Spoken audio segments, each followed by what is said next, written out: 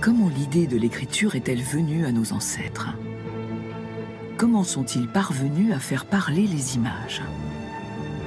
Et comment ces images sont-elles devenues les lettres que nous utilisons aujourd'hui?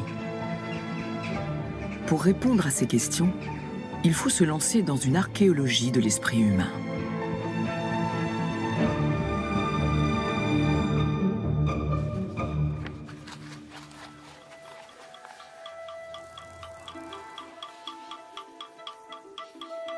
L'écriture a 5000 ans. C'est récent à l'échelle de notre espèce. L'Homo sapiens existe depuis au moins 300 000 ans. Pendant tout ce temps, nous avons su transmettre nos connaissances sans lire ni écrire. Cette transmission orale subsiste dans certaines cultures.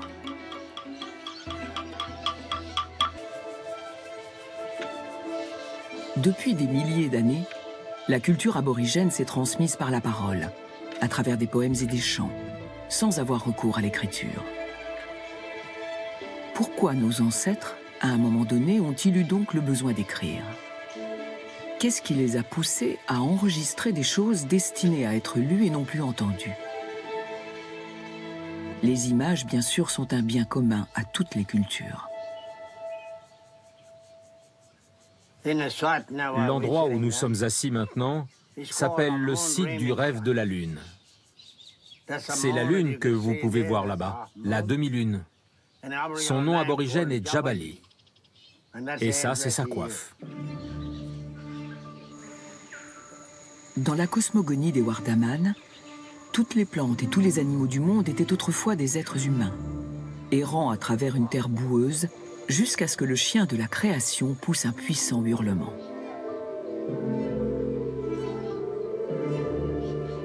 Quand il a chanté comme ça, le chien, celui dont le cri a tout bouleversé, a changé le monde entier, et ce pays inclus. Le doux monticule est devenu rocher, et tous ces gens se sont transformés en arbres et en animaux, kangourous, dingos, lézards, serpents et tous les autres. Alors que la boue durcissait, ses ancêtres sont entrés dans la roche, laissant une trace de la création du monde. Il y avait de la boue, puis les ancêtres ont mis leurs pieds ici. Vous voyez? Ils étaient dans la boue, puis ils sont entrés dans la roche. Des empreintes humaines, ici aussi. Là, c'est un chien. Puis, il y a des empreintes humaines partout. Vous pouvez les voir. Puis l'ombre de la vieille lune pénétra tout le rocher, elle aussi, pendant la création. Sur le site du rêve de la lune, Bill chante à l'oreille des ancêtres. Il n'est pas face à leur représentation, mais face à eux-mêmes, passés par magie dans le rocher. Mais Bill chante de mémoire. Ces images ne lui indiquent pas quel mot utiliser. Pour cela, il faudrait d'abord que les images acquièrent un autre pouvoir magique, celui de la représentation.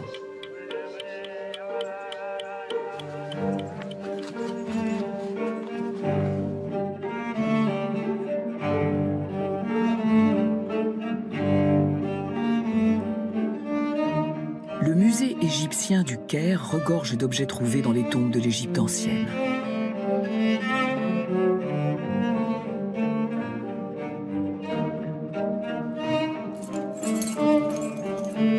L'un des plus vieux et des plus intéressants a été découvert par Günther Dreyer lors d'une fouille dans la ville d'Abydos. Ce vase en argile, sans prétention, précède de plusieurs siècles le premier pharaon. Il a été fabriqué 3700 ans avant Jésus-Christ. Et les images gravées sont ici utilisées d'une toute nouvelle manière. Lors du nettoyage, nous avons constaté que la décoration était très intéressante. Il y a un grand rectangle séparé en son milieu par de petits rectangles. Des lignes en zigzag partent à gauche et à droite. Je pense que c'est une représentation de l'Égypte. Günther pense que le vase est décoré d'une représentation stylisée de la topographie si particulière des abords du Nil. La vie en Égypte a toujours été largement confinée à la vallée du Nil, sur une étroite bande de terre fertile que les canaux d'irrigation découpent en parcelles rectangulaires. Les Égyptiens de l'Antiquité habitaient sur cette langue de verdure. Au-delà, c'était le désert, là où on enterrait les morts. Le grand rectangle divisé en petits panneaux représente les terres irriguées. Et de part et d'autre de la vallée du Nil, il y a les montagnes. Ces traits sur la terre cuite représentent quelque chose qui n'est pas physiquement là, devant vous. C'est une révolution conceptuelle dans la manière d'utiliser les images. Une image peut donc représenter un objet, un préalable pour plus tard représenter un mot. Il y a encore beaucoup de chemin jusqu'à l'écriture. Mais de telles images, simplifiées en icônes, deviendront plus tard des hiéroglyphes. Pourquoi les hommes ont-ils eu besoin de représenter les mots par des symboles?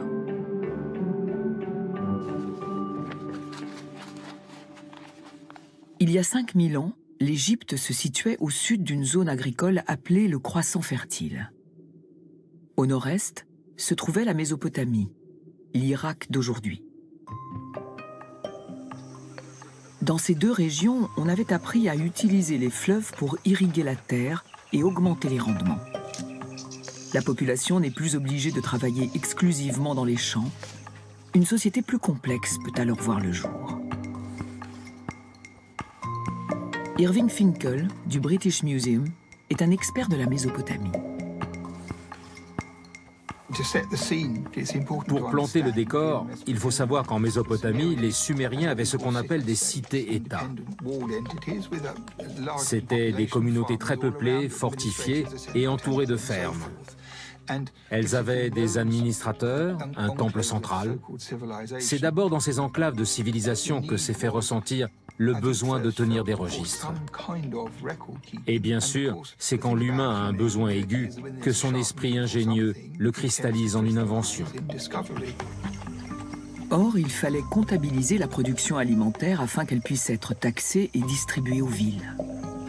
Les Sumériens ont donc créé des tablettes en argile, sur lesquelles ils pouvaient facilement faire des marques pour dresser un inventaire.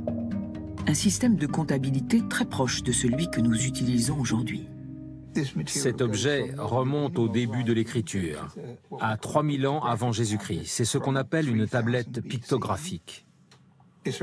C'est très mince. L'espace est divisé en colonnes avec des informations qui vont de pair. Ces cercles et demi-cercles sont des chiffres. Dans chacune des cases, vous avez ces symboles qui s'additionnent à la fin. Cette tablette d'argile est l'ancêtre lointain du tableur d'aujourd'hui. Une grille avec des symboles pour les nombres et des images pour représenter les produits de base. Voici le signe de l'orge, qui est tracé de façon très reconnaissable comme un pictogramme. Quiconque voyait cela en Mésopotamie pouvait se dire « Ah, de l'orge ». Ces pictogrammes seraient les éléments de base des premiers systèmes d'écriture. Des milliers de tablettes similaires suggèrent que la bascule de la culture de l'oral à celle de l'écrit s'est opérée pour une raison très prosaïque, le besoin de tenir des comptes. Ces preuves archéologiques semblent indiquer que pendant plusieurs siècles, les pictogrammes n'ont d'abord servi qu'à ces rudiments de comptabilité. Et puis, vers 3000 ans avant Jésus-Christ, une percée conceptuelle a lieu.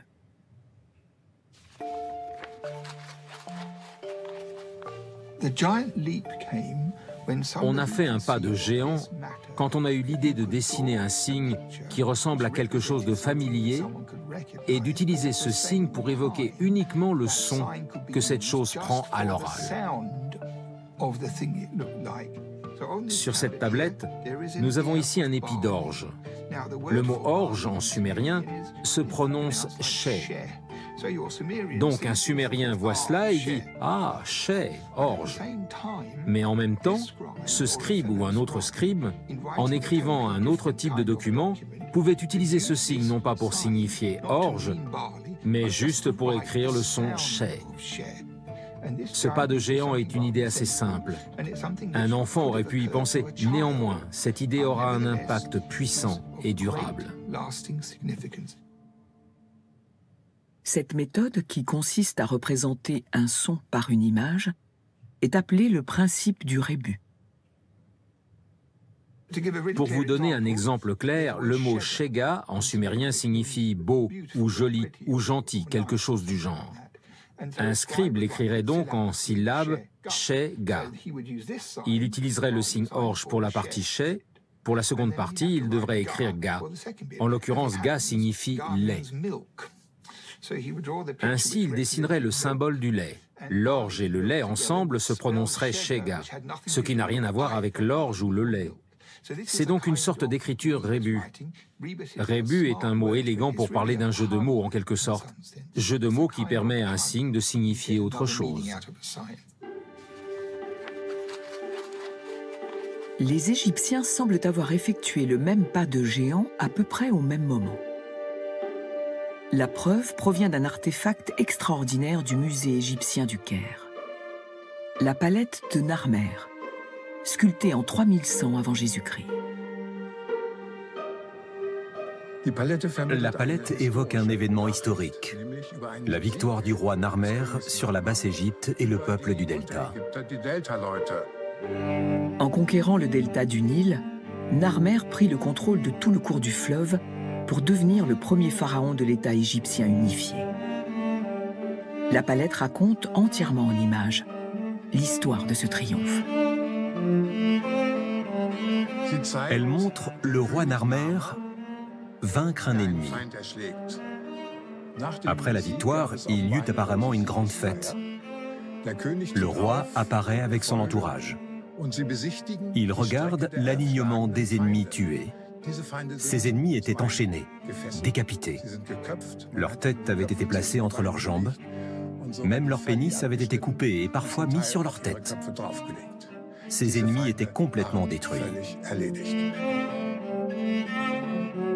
Dans ce tableau tragique, certaines images semblent sans rapport avec l'histoire, comme par exemple celle du poisson-chat et du burin.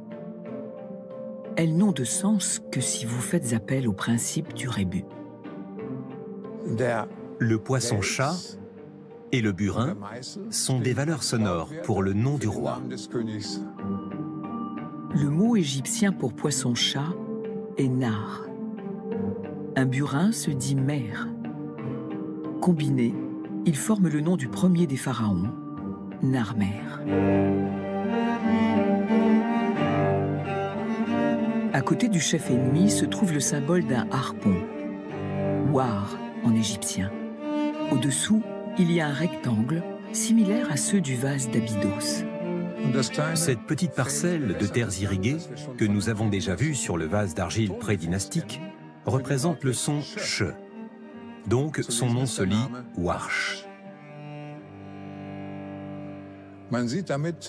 De nouvelles possibilités s'ouvrent alors à l'écriture. Ce qui ne servait au départ que pour la comptabilité est maintenant utilisé pour clarifier le sens des images et aider le spectateur à les lire.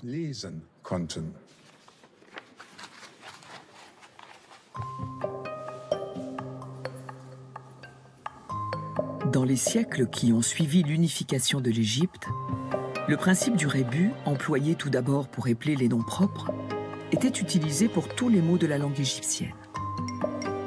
Une écriture adaptable, complexe et belle était née.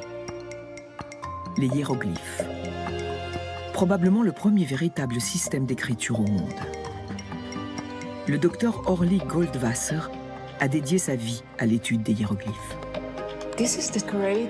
C'est la plus grande expérience jamais menée pour écrire avec des images et seulement avec des images.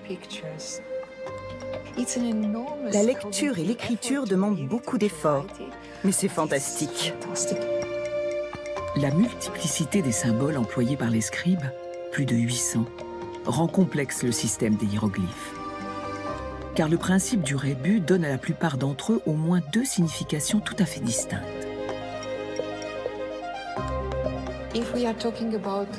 Si nous parlons d'un canard, il peut être représenté par un canard, tel que vous le voyez ici. Ça, c'est facile. Mais dans bien d'autres cas, il ne s'agit pas d'un canard.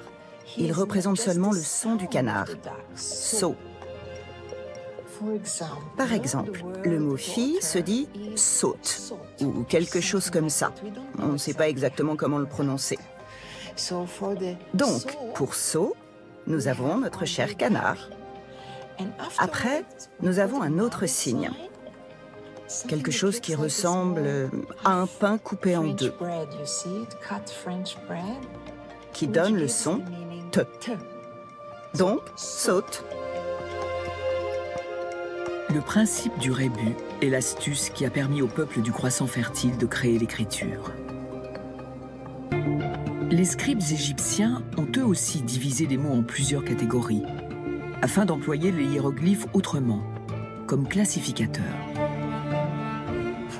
Par exemple, vous trouverez un canard après tous les noms d'oiseaux. Donc, même après un faucon, vous aurez un canard, ce qui signifie que le faucon appartient à la catégorie des oiseaux. Ainsi, la combinaison phonogramme-classificateur est une très bonne façon de représenter un mot. Les Égyptiens et les Chinois la considèrent comme la méthode parfaite. Le cunéiforme, le système d'écriture de Mésopotamie, a également eu recours aux déterminants.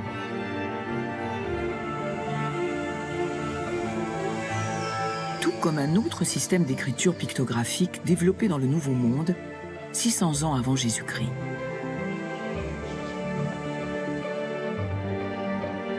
Les Mayas employaient également le principe du rébus pour transcrire les sons et utilisaient des déterminants pour résorber les ambiguïtés qui en découlent.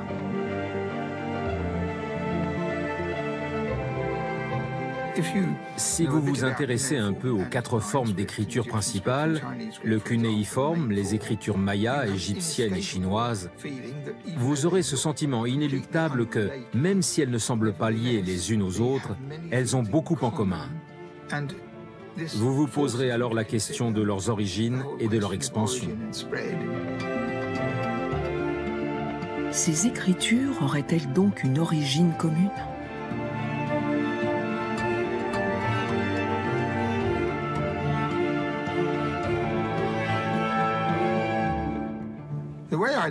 Ces systèmes d'écriture ont en commun le principe du rébus. L'écriture rébus est une version écrite du jeu de mots. Tout le monde aime faire des jeux de mots, c'est universel. Dès que vous cherchez à transformer une parole en un symbole à partir duquel la langue peut être retranscrite, le principe du rébus s'impose immédiatement. Quand vous allez chercher des solutions, c'est la première qui viendra. Elle est d'une telle évidence. Les similitudes entre les anciens systèmes d'écriture ne proviennent pas d'une même origine, mais plutôt de ce que nous avons tous en commun, l'esprit humain.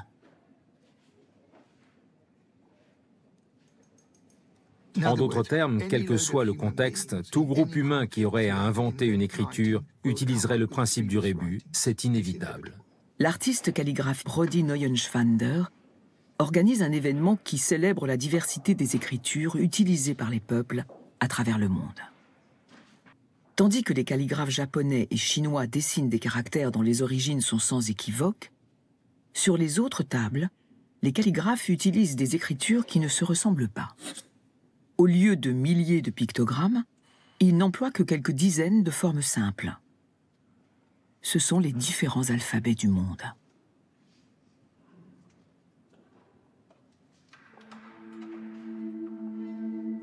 Le principe du rébus ne s'applique pas aux alphabets.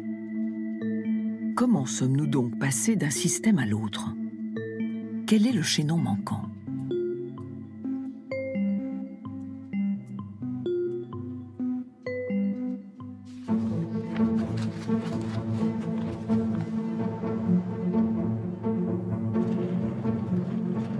La péninsule du Sinaï, en Égypte. Le premier qui a vraiment travaillé sur le site, c'est le grand archéologue anglais William Matthew Flinders Petrie, qui a fait une première campagne de fouilles sur le temple de Sérabit-Radim en 1905.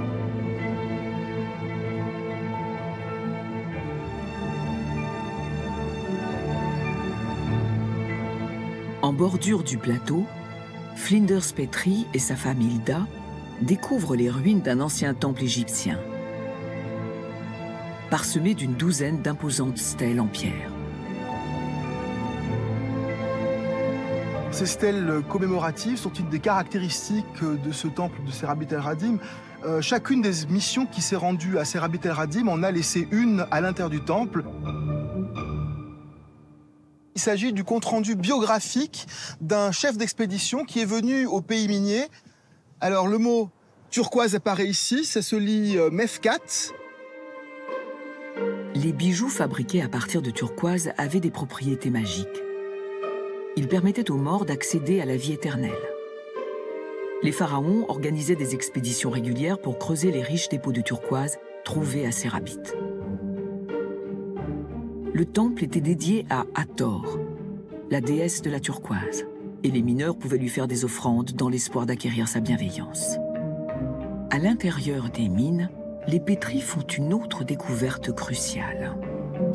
Hilda a marché sur une pierre qu'elle a ramassée en disant à Flinders « Il y a quelque chose là-dessus ». Sur cette pierre, il y avait une inscription très étrange, quelque chose d'inédit. Il l'a regardée et a dit « Cela ressemble à des hiéroglyphes très laids, mais ils ne sont pas égyptiens. Il y a trop peu de signes ici. Cela doit être un alphabet. Une révolution. » Si Petrie a vu juste, il s'agirait des plus anciennes inscriptions alphabétiques jamais trouvées. Serait-ce le premier alphabet? Si tel est le cas, qui en est l'auteur? Ce qui apparaît au bas de cette stèle est vraiment très intéressant puisqu'on y trouve la représentation d'un personnage qui est monté sur un âne. On en voit très bien ici la tête, les oreilles. Et cet âne est tenu en laisse par un personnage qui est représenté devant. Et cette image n'est pas du tout l'image d'un Égyptien. Les Égyptiens ne se font pas représenter montés sur des ânes. Il s'agit typiquement de la représentation de quelqu'un qui vient du Negev, quelqu'un qui appartient au monde des Asiatiques, tel que les définissent les Égyptiens. Cet individu a clairement participé à plus d'une expédition, car il est représenté sur une autre stèle où son nom est mentionné en hiéroglyphes. Du frère du prince du Réténou, un certain Rebded, qui participe à l'expédition pour aider les Égyptiens. Réténou était le nom égyptien donné à la terre biblique de Canaan. Cela montre donc qu'il y avait des travailleurs migrants étrangers à Serabit el-Radim. Il semble que cela n'avait rien d'inhabituel. Ces peintures murales datent de la même période que les stèles de Serabit. Elles décorent une tombe au-dessus du Nil en Haute-Égypte. Un panneau montre un groupe de voyageurs, probablement de Canaan à en juger par leurs robes à motifs distinctifs, qui contrastent avec le simple pagne blanc des Égyptiens. Les hiéroglyphes ci-dessus nous indiquent que 37 étrangers sont venus faire des offrandes au souverain local, espérant peut-être trouver du travail en échange. Mais à Serabit, quelque chose de remarquable semble s'être produit entre les Égyptiens et les travailleurs migrants cananéens. Les circonstances sur ce plateau de Serabit el-Radim sont très particulières. Nous sommes autour de 1850 avant Jésus-Christ, avec la coexistence régulière de deux communautés différentes. D'une part les Égyptiens, et de l'autre côté on a cette petite troupe de gens qui viennent de l'autre côté du Sinaï, du monde asiatique, et qui cohabitent avec les Égyptiens pendant une période prolongée. Et c'est probablement à cette occasion que cette population a eu l'idée de mettre au point ce nouveau système d'écriture en imitant les Égyptiens, mais en adaptant cette écriture à leur propre langue. Y a-t-il une connexion entre les inscriptions dans les mines et les hiéroglyphes du temple? La question est restée en suspens jusqu'à ce qu'un autre grand égyptologue britannique examine un objet que Petrie avait rapporté de Serabit au British Museum. Il y a une petite inscription en égyptien et une inscription parallèle avec des signes étranges en dessous. Vous avez ici la solution pour décrypter le code. C'est pourquoi je la surnomme la pierre de Rosette de l'alphabet. Celui qui va réussir à déchiffrer l'inscription est Sir Alan Gardiner. Gardiner a pu déchiffrer la partie égyptienne très facilement. C'est une formule écrite des centaines de fois à Serabit el-Khadim. Cela dit, les bien-aimés de la déesse à tort. Puis, il a regardé les signes étranges en dessous. Gardiner a alors eu l'intuition qu'il pouvait s'agir d'une incantation similaire, mais adressée à une déesse cananéenne, et donc en cananéen. Un cananéen n'appellerait pas cette déesse à tort. Gardiner cherche donc le nom de la déesse, car pour démontrer sa théorie, il doit trouver de quel bien-aimé il s'agit. De l'autre côté du sphinx se trouve une inscription complète. Le dernier symbole qui la compose interloque Gardiner. Cela ressemble à la lettre T dans les alphabets latins et hébreux. Une déesse cananéenne connue des Écritures lui vient alors à l'esprit. Dans la Bible, on connaît le dieu Baal. Il avait une compagne. La compagne en cananéen se termine toujours par un T qui marque le féminin. Elle se nomme Baalat. Gardiner s'est donc dit que ces 4 derniers symboles devaient épeler ce nom. Gardiner présume que le nom complet de la déesse cananéenne qui remplace ici Hathor est Baalat. Le nom de la déesse était la clé de cette mystérieuse écriture trouvée à Serabit. La première lettre, ce rectangle, est clairement basée sur le hiéroglyphe égyptien de la maison, Père. Les scribes égyptiens ont utilisé ce symbole pour écrire le mot maison, également pour représenter le son Père, et enfin, comme classificateur pour tout ce qui se réfère au bâtiment. Mais les migrants cananéens ignoraient tout de ces différents emplois. L'astuce géniale a été de prendre une image et de la lire en cananéen. La maison se dit Bait en dialecte cananéen. Prenez seulement le premier son, le Ba. Et chaque fois que vous aurez besoin du son Ba, vous dessinez cette maison. C'est le principe familier du rébus, mais appliqué d'une toute nouvelle manière. On n'utilise plus le son du mot en entier, mais uniquement le son du début du mot. C'est la grande invention de l'alphabet. Avec environ 30 images, 25 à 30 images, vous pouvez tout écrire, parce que vous avez les sons simples dont vous avez besoin. Pour écrire quelque chose dans ce dialecte cananéen, vous avez besoin d'environ 30 sons, c'est tout.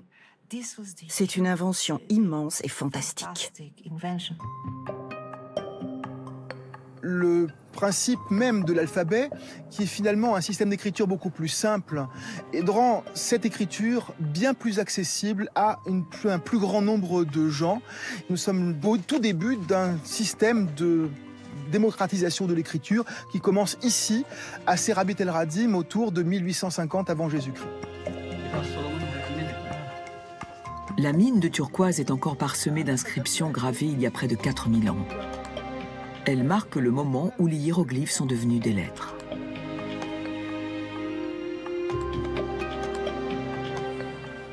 On voit ici, avec cette tête de bovin qui est surmontée de 2 cornes, probablement le prototype de notre lettre A. Et juste en dessous, on voit vraiment ici le signe de la maison, qui a été retenu pour sa valeur B dans cette écriture, dont on voit ici vraiment le plan très nettement tracé, et qui devient ensuite, également par une évolution graphique, la lettre B que nous utilisons aujourd'hui. Lorsque Rebded et sa troupe de travailleurs migrants sont revenus à Canaan, ils ont rapporté leur invention avec eux. Par la suite, une autre population locale, les Phéniciens, vont s'en emparer. Constitués de commerçants et de marins, ils diffusent alors l'alphabet à travers tout le Moyen-Orient et en Méditerranée, où il fut adopté par les Grecs puis les Romains. Nous avons réuni Orly et le calligraphe Brody Neuenschwander pour retracer la route sinueuse par laquelle les hiéroglyphes de ces rabbits sont devenus les lettres familières que nous utilisons tous les jours. Les Cananéens ont pris les hiéroglyphes qui avaient du sens pour eux. Puis, ils ont vu la tête du taureau. Ils pouvaient immédiatement s'y rapporter parce que c'était la tête de leur propre dieu, Baal. Je vois. Mais dans leur dialecte sémitique, l'animal était appelé Alouf, Alf ou Alif. Donc ils regardent ce taureau et disent « Alouf » à la place du mot égyptien. Oui, ils le disent dans leur propre langue et ils ont décidé que cela représenterait le son A. Ils l'ont simplifié, j'imagine, en seulement 2 coups de pinceau. C'est ça. Quelques siècles plus tard, les scribes en Phénicie adoptent le dessin du taureau. Ils l'orientent différemment, car l'image ne compte plus. Puis, les Romains en changent la direction. Ainsi, vous arrivez au A latin. Ce que vous avez ici est en fait le hiéroglyphe égyptien du taureau qui dort pour toujours dans la lettre A. Parce que ce n'est que le taureau tourné sur ses cornes. Vous voyez? Au final, presque toutes les lettres de l'alphabet latin sont dérivées des hiéroglyphes que les Cananéens de Sérabit ont choisis pour représenter les sons de leur langue. Le signe égyptien du rectangle ouvert, qui représente la maison, a été raccourci par les Grecs et inversé par les Romains pour créer la lettre B.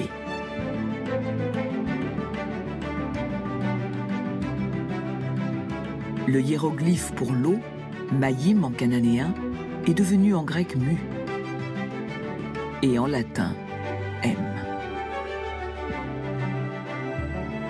Il y avait 2 signes égyptiens pour représenter les serpents.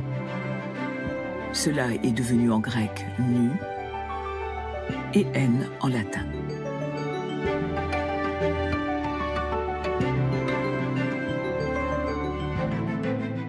Quel est le nom égyptien pour la tête? On ne sait pas exactement, mais c'est quelque chose comme Tapt ou Topt, mais ça n'avait aucun intérêt pour les Cananéens. Alors quel est leur mot à eux pour la tête? Très différent, roche. Roche avec un R? Oui, avec un R au début, et ici, ils arrivent au R. Donc c'est la tête des Cananéens. Oui. Puis les Grecs rendent la représentation de la tête plus abstraite, même si on peut encore en deviner le profil. Les Romains ont tout retourné, systématiquement. Tout est dans la même direction. Mais cela fait des siècles et des siècles que nous ne voyons plus d'image là-dedans. Et je ne pense pas que quiconque saurait que derrière cette lettre se cache le profil d'une tête. Oui, de nouveau, le hiéroglyphe égyptien se cache dans le R. Il se cache toujours.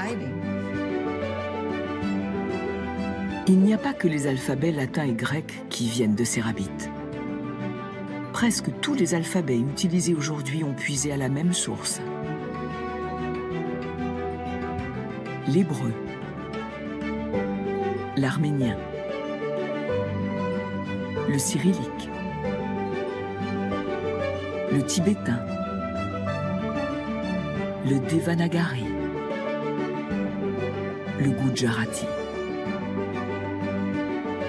La connexion entre ces alphabets ne saute pas aux yeux, mais elle est bien réelle.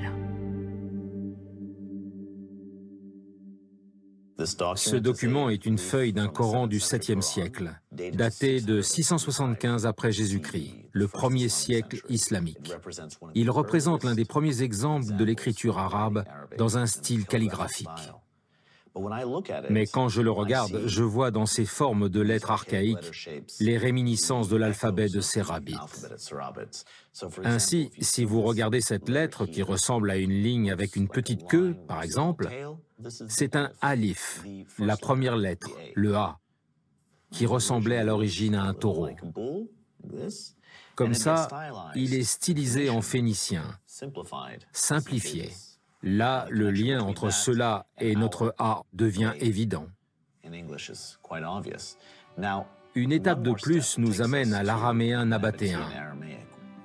C'est une nouvelle simplification, il ressemble à un 6. Et puis, dans le fragment de Coran que nous avons regardé, nous pouvons voir que la boucle a presque disparu et nous avons simplement cette petite queue. Puis, dans l'écriture arabe moderne, une ligne droite. Cette ligne droite a traversé ces étapes depuis ce taureau, même si au final, les deux ne se ressemblent plus du tout. Ainsi, l'alphabet arabe moderne et l'alphabet latin que nous utilisons pour écrire sont cousins. Ils appartiennent à la même famille. Tous les alphabets d'Arabie, de la Méditerranée, du Moyen-Orient, toutes les écritures alphabétiques semblent provenir du même modèle. Il semblerait que l'alphabet, ce concept d'écrire chaque phonème avec des glyphes différents, cette idée, si simple soit-elle, n'a été inventée qu'une seule fois. Ce que Reb Ded et ses disciples ont fait dans les mines de Cérabite a changé le monde. Ils n'étaient ni des scribes ni des érudits, mais en appliquant à leur langue le principe du rébus, qui constitue la base de toutes les anciennes écritures, ils ont créé les toutes premières lettres. Et cette nouvelle façon d'écrire finira par conquérir le monde entier.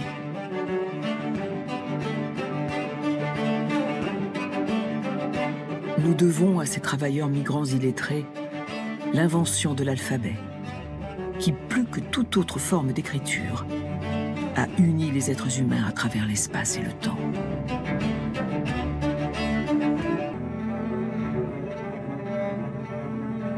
Pour diriger un État, la communication écrite est essentielle. L'Égypte ancienne est un des premiers États de l'Antiquité.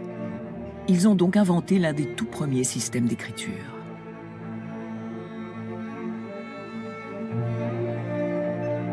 Les hiéroglyphes égyptiens peuvent encore être lus sur des inscriptions monumentales gravées dans la pierre. Mais les Égyptiens avaient également conçu un support pratique sur lequel ils pouvaient écrire quotidiennement.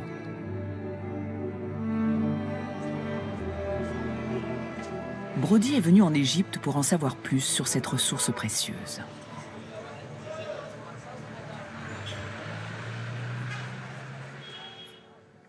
Mon nom est Sam. Moi, c'est Brody. Bienvenue. Je vais vous parler brièvement de cette plante, le papyrus, et de comment les anciens Égyptiens utilisaient cette plante pour en faire du papier. Le papyrus est une plante herbacée qui pousse le long des rives du Nil. Facile à récolter, les Égyptiens ont fait de cette plante modeste un des fondements de la civilisation. Nous enlevons les parties vertes, toute la couverture verte. Nous les divisons en tranches longues et minces, comme ça. Mais cette partie est friable, comme vous pouvez le voir, et rompt facilement.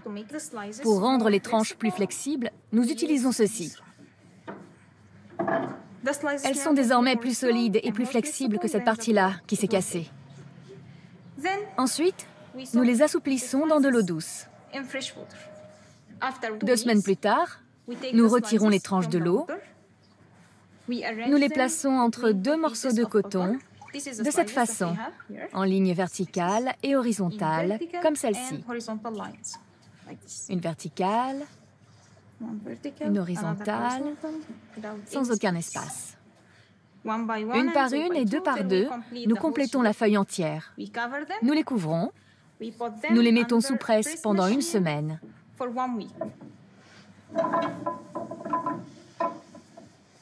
Après 1 semaine de presse, nous obtenons ce papier, le premier papier au monde. Eh bien, ça a l'air d'une surface merveilleuse. Je me réjouirais d'écrire dessus.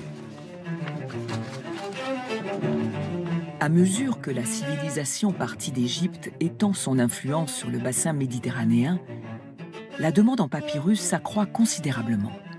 Lorsque l'Empire romain parvient à conquérir l'Égypte en 30 avant Jésus-Christ, leur plus belle prise de guerre est de faire main basse sur le commerce du papyrus en Méditerranée. Mais quels outils utilisaient-ils pour écrire sur du papyrus ?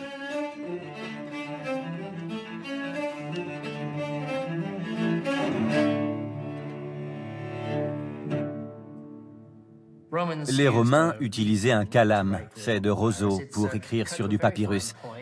C'est très précis. C'est un matériau assez doux, mais le côté moelleux absorbe un peu l'encre. Donc, au lieu d'avoir un réservoir naturel comme une plume, le bois lui-même se charge de retenir une partie de l'encre. Brodie entreprend de copier une lettre envoyée de Rome en Égypte. Elle a été conservée par le sable du désert pendant près de 2000 ans. C'est une écriture informelle très simple. Je vais voir ce que c'est que d'écrire ces lettres avec ce calame. Vous vous rendez compte de beaucoup de choses au tout premier moment où le stylo atteint la surface d'écriture. Je remarque que les fibres horizontales du papyrus guident ma plume. Vous n'auriez pas vraiment besoin de tracer de lignes, car elles sont déjà là. Cela vous fait gagner beaucoup de temps. C'est glissant. Ça glisse tellement que c'est presque comme du patinage. Je me trouve naturellement poussé à écrire rapidement. L'encre est très légère entre mes mains. Il n'y a aucune résistance du papyrus. Donc je pense que vous pourriez avoir une belle longue journée de travail en tant que scribe romain tant que vous avez de la lumière. Vous pourrez continuer à transcrire des poèmes d'Ovide pour votre maître. C'est vraiment incroyablement rapide. C'est une surface faite pour la vitesse. Ainsi, des copies pouvaient être produites assez rapidement par des esclaves. Les matériaux étaient aussi bon marché. Les librairies romaines disposaient donc de livres à la portée de toutes les bourses.